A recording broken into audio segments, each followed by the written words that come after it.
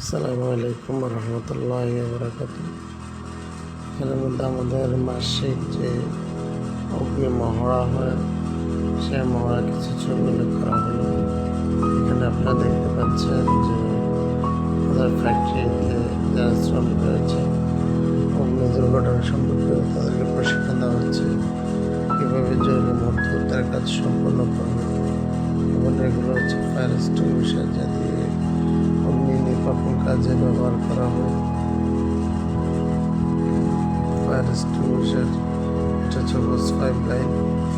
এই লাইনের মাধ্যমে পানি সরবরাহ করা হয়। সিঁড়ি জরুরি মুহূর্তে সবসময় সিঁড়ি ক্লিয়ার রাখতে হবে, যাতে কোনো বাধাপ্রাপ্ত না হয়। অগ্নি দুর্ঘটনা ভূমিকম্প হলে সিঁড়ি সবসময় ক্লিয়ার রাখতে হবে।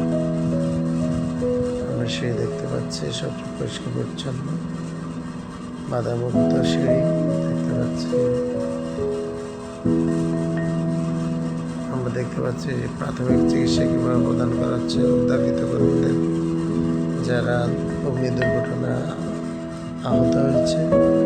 এটা হচ্ছে অভিনয়ে একটা প্রতিচ্ছবি তুলে দেওয়া হয়েছে কীভাবে প্রাথমিক চিকিৎসা প্রদান এবং ফায়ার এক্সটিংগুইশার ব্যবহার দিচ্ছে আমাদের বিভাগীয় প্রধান স্যার।